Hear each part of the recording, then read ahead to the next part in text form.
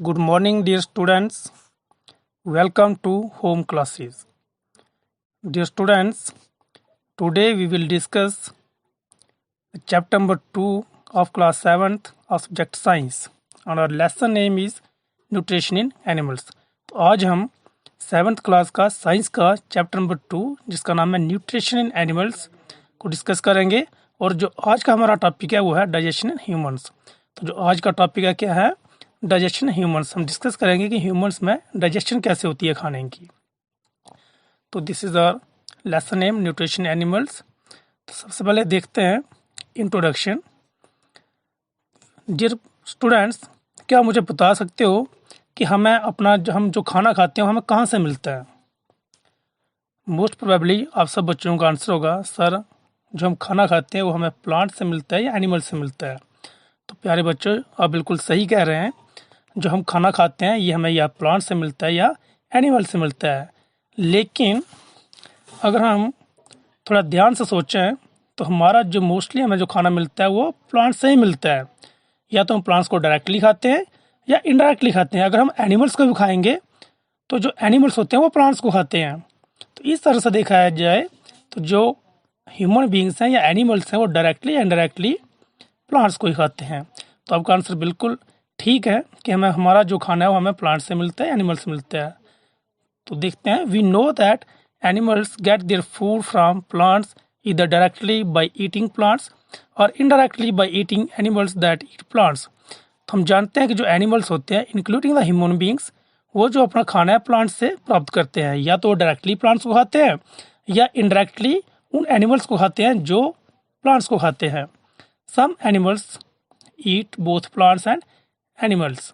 कुछ जो एनिमल्स होते हैं वो प्लांट्स को भी खाते हैं और एनिमल्स को भी खाते हैं। उनको ओमनिवोरस बोलते हैं। जैसे कि ह्यूमन बींग्स हैं, हम प्लांट्स भी खाते हैं और एनिमल्स भी खाते हैं। यानी कि हम वेजिटेरियन भी हैं और नॉन वेजिटेरियन भी हैं। हम मीट भी खाते हैं और प्लांट्स को भी खाते हैं। तो नेक्स्ट एक क्वेश्चन बनता है डियर स्टूडेंट्स कि why do we need food? हमें खाना खाने की ज़रूरत क्यों पड़ती है? हम क्यों खाना खाते हैं? तो मुझे उम्मीद है कि मैक्सिमम बच्चे बोलेंगे, सर हमें खाना बॉडी की ग्रोथ के लिए चाहिए, डेवलपमेंट के लिए चाहिए। तो बिल्कुल सही आपका आंसर है। All organisms including humans require food for growth, repair and function of the body. तो जितने भी ऑर्गेनिजम्स हैं इंक्लूड द ह्यूमंस, हम सबको मिलाकर हमें खाना क्यों चाहिए? ग्रोथ के लिए चाहिए, बॉडी ग्रोथ के लिए, डेवलपमेंट के लिए, रिपेयर के लिए और functioning of the body, body के बहुत सारे फंक्शंस करने के लिए। जैसे हमें डाइजेशन करने के लिए, रेस्पिरेशन है, एक्सक्रीशन है। तो इन सारे प्रोसेस को करने के लिए हमें खाना चाहिए। तो that was why do we need food. तो next is digestion in humans, कि ह्यूमन में डाइजेशन कैसे होती है। तो in humans digestion of food takes place in digestive system. तो ह्यूमन बींग्स में जो खाना का जो डाइजेशन का प्रोसेस है वो डाइजेस्टिव सिस्टम में होता है। जब हम खाना खाते हैं और जब हम उसको स्वेलो करते हैं माउथ से, तो उसके बाद वो डाइजेस्टिव ट्रैक्ट में जाता है। तो वहीं पर जो है खाना डाइजेस्ट होता है।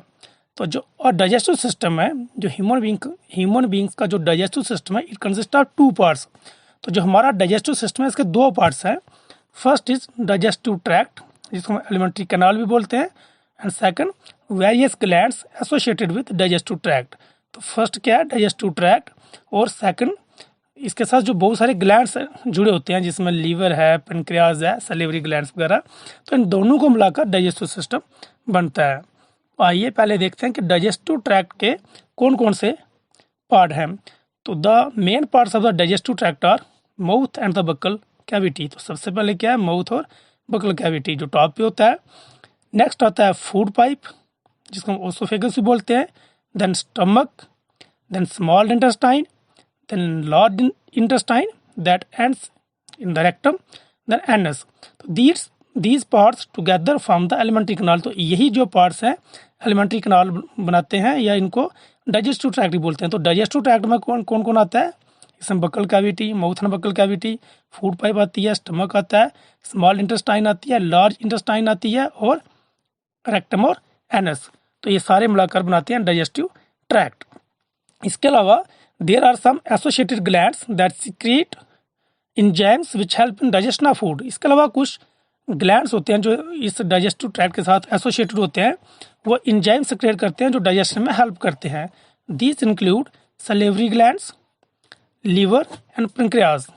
ठीक है, तो इसमें 3 ग्लैंड्स मुख्य तौर पर आते हैं, लीवर, पेनक्रियाज और salivary glands. The digestive tract and the associated glands together constitute the digestive system. तो डाइजेस्टिव ट्रैक्ट और ये जो ग्लैंड्स हैं ये दोनों मिलकर डाइजेस्टिव सिस्टम ह्यूमन बींग्स का बनाते हैं। जैसा कि आप यहाँ पर डायग्राम में देख भी रहे हैं, ये ह्यूमन बींग्स का डाइजेस्टिव सिस्टम है। यहाँ पर आप देखोगे सबसे टॉप पे माउथ दिया हुआ है, बक्कल कैविटी और माउथ।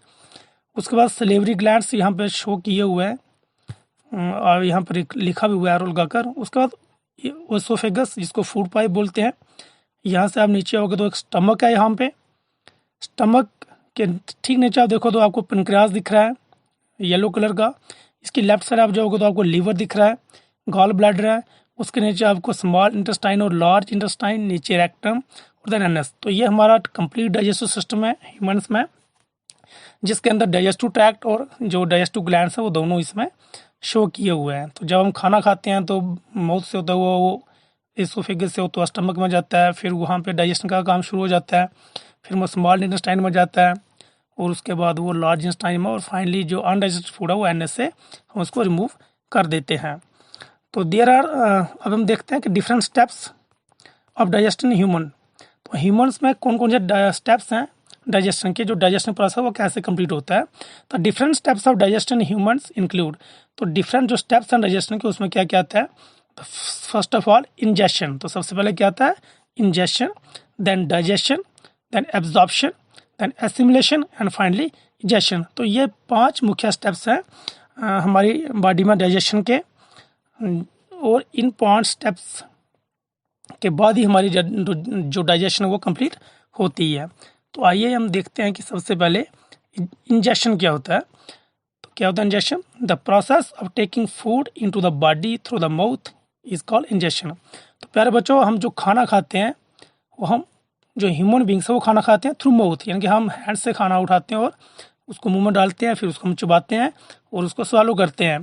तो इसी प्रोसेस को हम बोलते हैं इंजेशन, के खाने के लेने को ही हम इंजेशन बोलते हैं। It is a process of taking food, यानी कि एक प्रोसेस जिसमें हम खाना अपनी बॉडी में लेते हैं थ्रू माउथ से, और इसी प्रोसेस को हम बोलते हैं ingestion. The process of taking food into the body through the mouth is called ingestion. We chew the food with the teeth and break it down mechanically into small pieces. हम खाने को चबाते हैं with the help of teeth. ये हम दिखा भी रहे हैं आपको, जो फिगर है ये बकल कैविटी की फिगर है, इसमें आपको टीथ, टंग वगैरह सब कुछ दिख रहा है। तो हम जो खाना मुंह में डालते हैं तो उसको च्यू करते हैं, चबाते हैं with the help of teeth, और उसको हम ब्रेक करते हैं मैकेनिकली छोटे छोटे पीसेस में। तो इस प्रोसेस को हम बोलते हैं इंजेशन।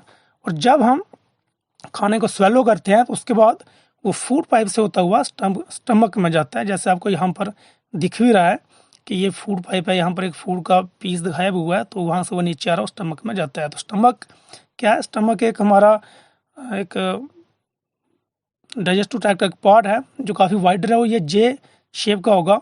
तो यहाँ पर जब खाना पहुँचता है तो इसके डाइजेशन स्टार्ट हो जाती है। इसमें बहुत सारे जूसेस होते हैं, इसमें हाइड्रोक्लोरिक एसिड भी होता है।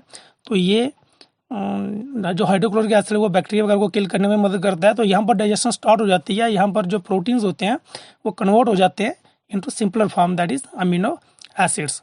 तो नेक्स्ट में देखते हैं कि डाइजेशन क्या होती है।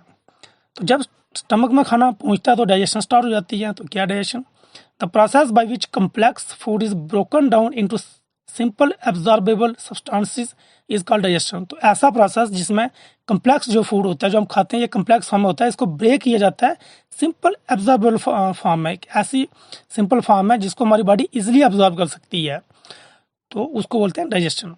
तो teeth, stomach, small intestine and secretions from various glands help in digestion. तो डाइजेशन में कौन कौन मदद करता है, हमारे टीथ मदद करते हैं, इसको खाने को चबाते हैं, च्यू करते हैं, फिर स्टमक, स्मॉल इंटेस्टाइन, और उसके बाद जो सिक्रीशंस फ्रॉम वेरियस ग्लैंड्स, जैसे हमने पहले कहा कि सलेवरी ग्लैंड्स हैं, लीवर और पेनक्रियास, यहाँ से बड़े सारे सिक्रीशंस सिक्रीट होती हैं जिनको हम जूसेस बोलते हैं, डाइजेस्टिव जूसेस, वो सिक्रीट होते हैं और वो डाइजेशन में हेल्प करते हैं। तो मोस्टली जो डाइजेशन का प्रोसेस है वो स्टमक और स्मॉल इंटेस्टाइन में होता है।